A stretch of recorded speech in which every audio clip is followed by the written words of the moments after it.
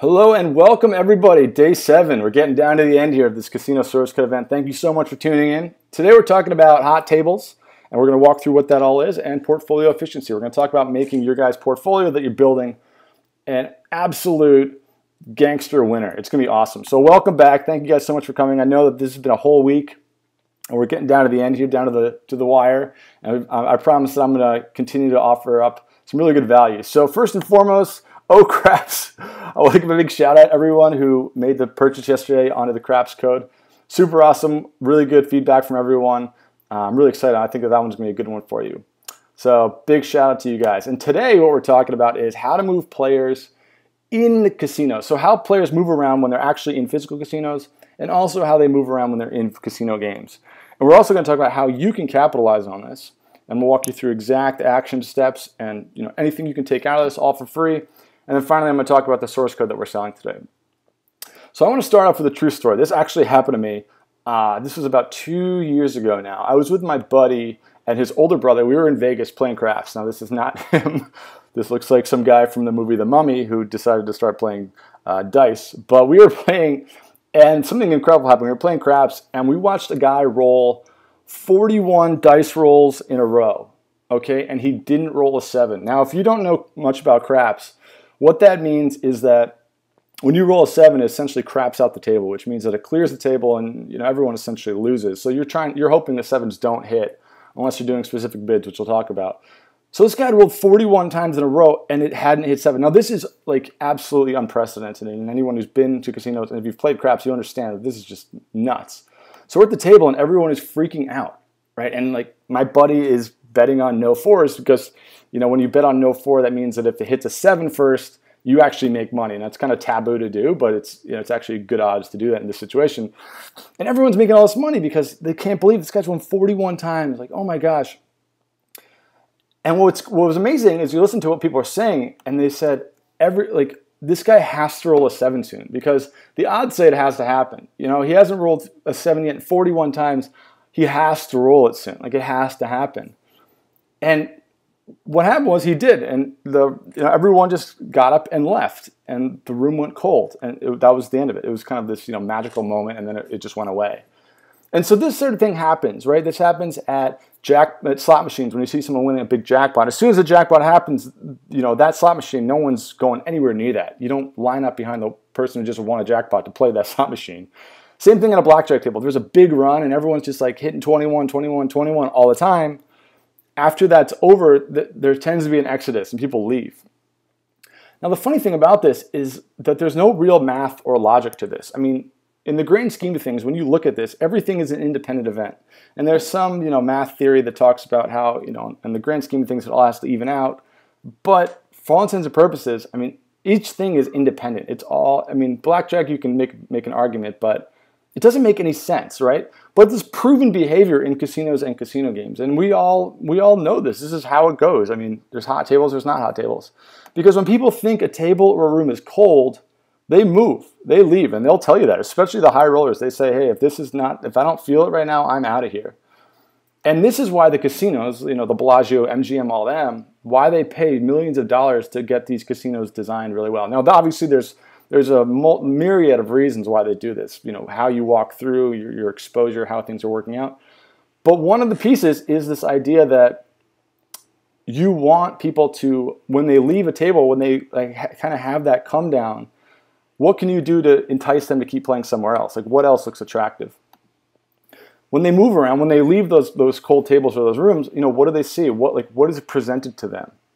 Now, in casino games and actual mobile devices, traditionally, this is where we show people ads, okay? So if you go on any ad network, Chartboost, AppLovin, Playhaven, any one of these, and you say, all right, where should I put the ads in my actual game? What they're going to tell you is there's 2 really good places. One is in the opening screen, and 2 is in the game over screen within your game.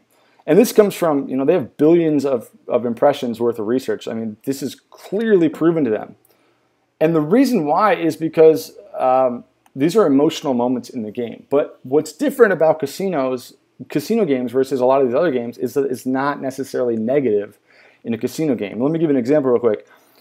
Let's say you're playing an endless runner game and the game over for that means that you just died, and maybe you just lost all your progress. So you just played for 30 seconds, and now you're starting over, and you had a game over.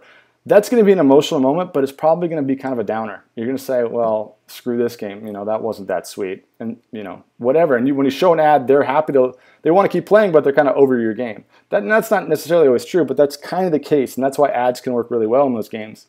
Now in casino, what happens is that instead of having a game over moment, you might just have a series of bad luck, or you might leave the actual, you might move out of the room that you're in. If you have a lobby in a slot machine game or whatever, you might not necessarily want to stop playing, but you're just done with that game or for right now, and you're just saying, look, the odds aren't here. I got to reset. I got to play something else, and maybe this will warm up. And so when you think about that, those are really, really high engagement moments for casino games, especially because you have this ability to find people that are in emotional moments in their gameplay, but they're not ready to stop playing. They just want they want that warm room vibe back.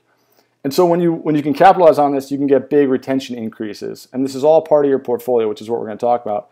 Because when you have a portfolio with similar styles in games, it can be really, really powerful because you can start to move people through them. And instead of just saying, oh, you're done with my game, but you might like this one, which is traditionally what we do with games, you can start to really parlay that. And what happens is that you start to look at retention in the global sense. Okay, you start to look at your portfolio where one player might play 3 minutes in your roulette app, but in your entire portfolio they're playing 15 minutes. And when you start to see that extension of retention, that's when you start to make bigger money. That's when your portfolio starts working for you because your cost per user goes down so much. And that's just a really important thing. So what I want you guys to remember about this, the big takeaway, is this idea that with the hot and cold psychology of the rooms with casino, different than other gaming platforms or gaming styles categories, is that it's not necessarily a bad thing to move them around. Like they're going to stick around if they like your brand, if they like your games, they like the codes, the reskins you've made. You just got to move them around in the right way. And so that's what we're going to talk about, what exactly you can do about this. I'm going to give you 3 action items, and I'm going to show you exactly how to do them all. So the 3 things we're going to talk about is, 1, you got to know which apps convert the best, and we'll talk about that in a second. 2, you got to know which apps make you the most money. And 3, you got to implement internal marketing. That's essentially how are you going to do all this? How you get tactical. So the first thing you can do about making a really efficient portfolio using this psychology is you got to know which apps convert the best. So the best thing to do is you test this, and the way to do it is you go and you find one. You start with one app. So for example, we're going to talk about slots because a lot of you probably have a slots game, and then you take the other apps in your portfolio, and let's say you don't have a casino portfolio. I mean, you can use other apps in here, but what you start to do is you start to test out and say, all right, well, when I promote my craps game in the slots game, my install rate is X. When I promote the roulette game in my slots game, my install rate is X. And what's going to happen is you're quickly going to find out, okay, my roulette game is awesome in my slots game, but the craps game doesn't do quite as well.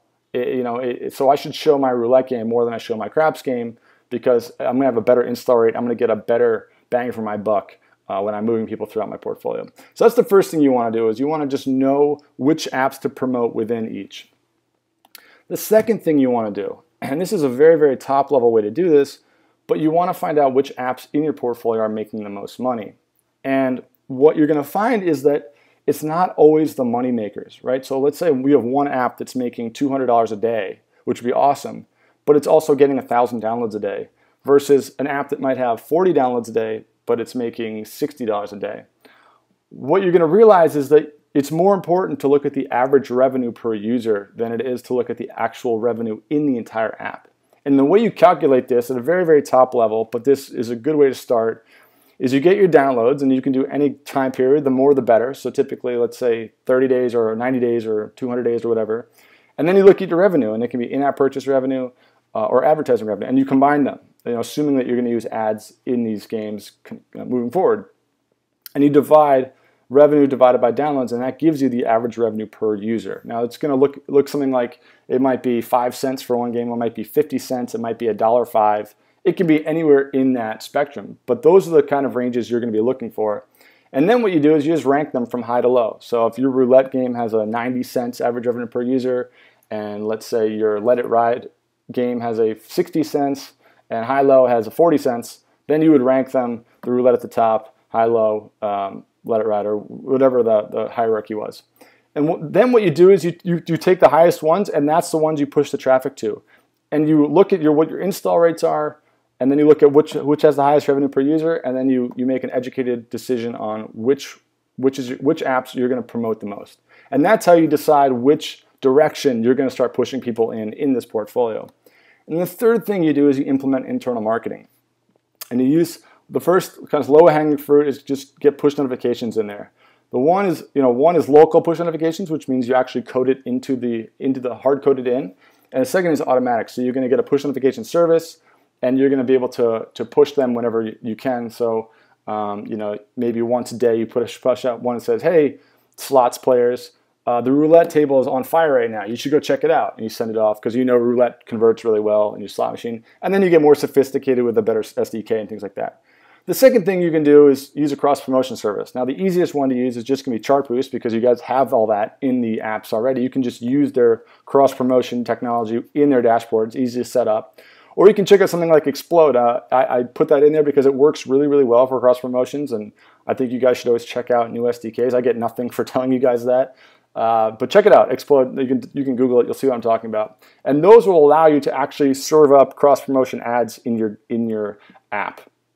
And then that's part of it, setting up the actual ads where you promote these games. And then if you really want to take it to the next level, set up some analytics. Things like Google Analytics will be plenty for you. Put some custom tracking there. And start to really measure all of this and get detailed. I would say, start to do that as early as you can, but it's easy to get caught up in all the data, all the details. And if you're not doing a ton of volume, you're not going to get huge, insights that you wouldn't get just by the first two steps that I talked about. So those are the 3 steps, and if you do those things, you can do them in any portfolio you have. It works really well in casino, but I hope that any one of you can take that and run with it and use that type of network. Now, the final piece to think about is what apps does this work really well in? What apps have the hot table syndrome? Where are the people saying, well, I love this game, but right now I'm just over it and I want to keep playing, but I wish there was something else. That's what hot table syndrome is all about. And the 3 big ones in casino is going to be craps, slots, and blackjack. Now, obviously, craps, we've already done craps. You guys have those source codes. You're rocking and rolling with that. The second is slots. Most of you probably have a slot source code by now. And if you don't, you've seen one on my website. I mean, it's been everywhere. But slots is another one where you can, if they get tired of it, they might want to keep having that entertainment, but they're over the slots game or that particular spinning right now. And the final one is blackjack, and that's what we're going to talk about today. And that's why I built this one, because when I was looking at the portfolio, I said, why don't we just put something in there that's going to have awesome cross-promotion value so that when people are playing blackjack, they can just extend their experience, they're going to like our brand more, and then we can funnel them into other apps. So we built this one, and we put in everything that we could, iOS 8, Google, Amazon, all those good things. In the iOS version, we put in the local notifications so you guys can see how that is. You can customize it, you can add more, you can do whatever you want, but that's in there. And then we saw a 12% install rate for ads, which is awesome. I mean, a lot of these casino games have install rates of 6, 7, 8%, but 12% is great. And that's, with doing very, very limited targeting. So with cross promotion, I would expect to see that go up to, 20, 25%. We weren't measuring the cross promotion install rates, but it can double and triple when you have a really good brand. So the install rates is proven on the Blackjack code. And fourth is that it's got a low resource count. That's a low image count, which means that it's going to be a lot easier to reskin because you don't need to do as much to get the actual game up and running. So when we decide to put this on the website, whenever we do, we'll be selling it for $299. We've never released it on the website. It hasn't been put out at all. But for the casino event for the next 24 hours, what we're going to do is $139. So that's 54% off. Do the math correctly, and we'll be, that'll just be, that's what you've got. Has never been released. It's gonna be a great way to get into the blackjack. All you gotta do is click below to purchase it, 54% off. Just click the big button right there, and you'll be on your way. As always, guys, 14-day money-back guarantee. I always like to say that because I think that's just no risk, no problems, no questions asked. I want you guys to trust that. And tomorrow, what we're going to talk about is going to be the final piece of this portfolio puzzle. We're going to start to wrap up this whole casino event. we've got one more really awesome code for you that I've had a lot of demand for, and this is going to be a really good way to finalize this portfolio. And then what we're going to talk about is last minute tips for the holidays, so that when you guys end this event, you are absolutely all guns blazing and you're ready to totally rock it out, and you have everything you possibly could, all the tools. And so if you're interested in the Blackjack, click on the button below, purchase the source code. It'll be available for 24 hours at this price. It's going to be great, and that's all you got to do. One more thing. Also, before you guys leave, I just want to give you a heads up. Make sure you mark your calendars for Saturday to check. I know the weekends can get a little crazy, and maybe you're going somewhere or whatever, but just make sure you mark your calendars a little bit, because I'm going to do a big thank you for you guys. This is, I really, really, really appreciate it. I know that you guys have seen a lot of ads, you've seen a lot of emails, and I don't take that stuff lightly. I know I've been in your shoes. I know what that means, and I just really want to thank you. And you really don't want to miss this, because I'm not kidding when I say I want you guys to be successful at the holidays. And so we're going to do a whole lot of freebies, of giveaways. You're going to get a lot of stuff. Even if you haven't purchased any source code, you should check this out, because you're going to get a ton of value. You're going to be able to download a lot of stuff that we've put together for you. And if you have purchased any of these codes, you're going to get right now, you're going to be able to use these things to really, really help out your business and your portfolio. So you don't want to miss this. Just make sure you check in on Saturday. We'll send out emails, everything else. And I'm also going to announce something that I would say is pretty epic. I'm not, just throwing around that word. This is something that I've been wrestling for a while, that I've been debating, should I do this, should I not? And it's going to go down on Sunday. And you guys are just, I can't tell you how much good feedback I've gotten from you all. And I really, really appreciate it. I figured, if there's ever a time that this new thing should be released, it's now, because there's so much fire from you guys to really take this 2014 holiday season by storm. So on Sunday I'm gonna do something a little crazy, and you'll see. So Saturday, definitely tomorrow's tune in for the last code. Saturday, tune in for the freebies, and then Sunday, tune in for something special. And in the meantime, get this Blackjack code. It'll be up for the rest of the 24 hours. And in the meantime, I will see you guys later. All right, take care.